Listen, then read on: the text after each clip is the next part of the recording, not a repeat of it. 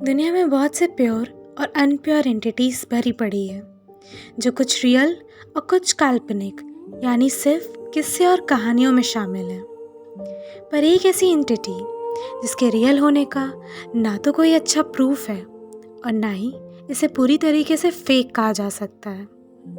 Vampires, ना जिंदा ना मरे हुए, जिंदा लाश या फिर बिना रूह की जिस्म जो उठते ही हैं अपनी कब्र से सिर्फ कत्ल करने और खून पीने और फिर सुबह होते ही फिर से अपने कॉफिन में चले जाते हैं। पर ये इतने फैसिनेटिंग क्यों हैं? क्योंकि ये मॉन्स्टर जैसे नहीं दिखते, बल्कि हम इंसानों जैसे दिखते हैं और उनकी आंखें बहुत अपीलिंग होती है, एकदम दिलकश, जिससे कि वो अपने शिकार को अपने वश में करते हैं। और फिर तो हमने मूवीज़ में देख ही रखा है, जैसे वैम्पायर डायरीज, ट्वाइलाइट और भी बहुत सारी मूवीज़ जिसने हमारा ब्रेन वॉश किया है कि वैम्पायर्स हॉट होते हैं। Hey guys, welcome back to my channel. मैं हूँ आपकी host Bhumika. Thank you so much Telopedia की ट्रेन में आने के लिए। आज का हमारा टॉपिक है horrifying incidents about vampire. Subscribe to the channel if you are new here. Stay tuned. Peter the blood sucker. 18th century तक सभी लोग वैम्पायर्स पर विश्वास करने लगे थे, और तो और कुछ यूरोपियन कंट्रीज़ में इसका डर इतना बढ़ गया कि 1730 तक वहाँ सभी लोग यही मानने लगे कि वैम्पायर्स का राज चल रहा है। लोग उसके नाम से डरने लगे। सर्बिया नाम की जगह पे जब पीटर नाम के एक इंसान की मौत हुई तो किसी को नहीं पता था, न ही किसी ने सोचा था कि अगले कुछ दिन गांव में पानी की तरह खून बहेगा। पीटर की डेथ के 3 दिन बाद ही वो अपने बेटे के पास आया और कुछ खाने के लिए मांगा। अचानक एक मरे इंसान को यूँ चलता बोलता देख के वो लड़का डरा ज़रूर, पर फिर भी उसने खाना दिया। खाना लेकर पीटर वहाँ से जाने लगा। अगले दिन फिर से वही सब हुआ, लेकिन इस बार उसने खाना नहीं दिया। सुबह तक वो लड़का मरा हुआ मिला। 10 रात तक एक एक करके लोग मरते गए। सभी डरे हुए थे। फिर क्या हुआ?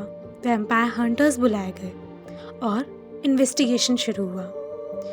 एक बात हर डेड बॉडी में कॉमन थी: चोटों के निशान, सफ़ेद लाश, बिना खून की।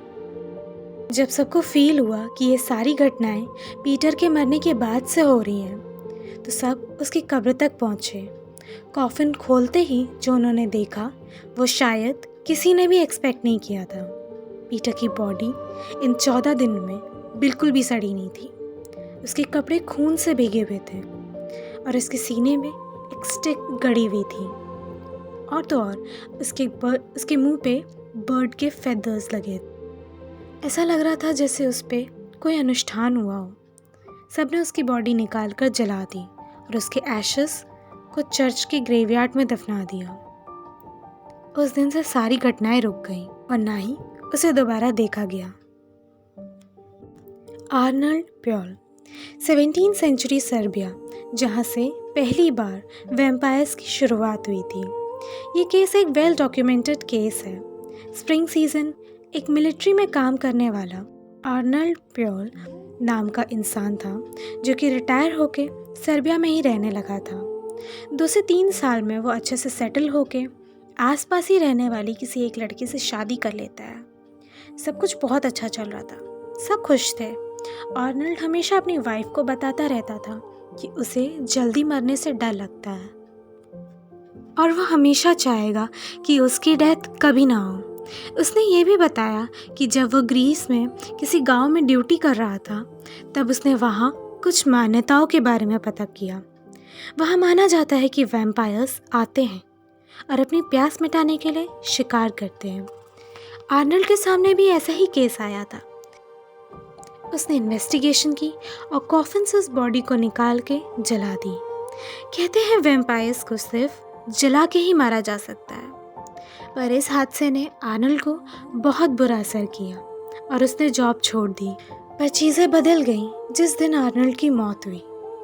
15 दिन के बाद ही लोग रिपोर्ट करने लगे कि उन्होंने आर्नल्ड को देखा है।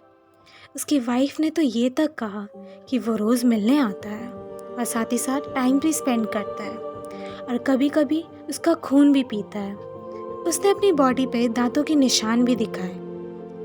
जिसने आर्नल्ड को देखा था, एक एक करके वो लोग मरने भी लगे। लोगों ने जब उसके कॉफिन को खोला तो उसकी बॉडी बिल्कुल भी डिकम्पोज नहीं हुई थी।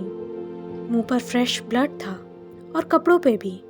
सबने तुरंत उसे जला दिया और साथ ही साथ उन लोगों को भी जिनको आर्नल्ड ने मारा था।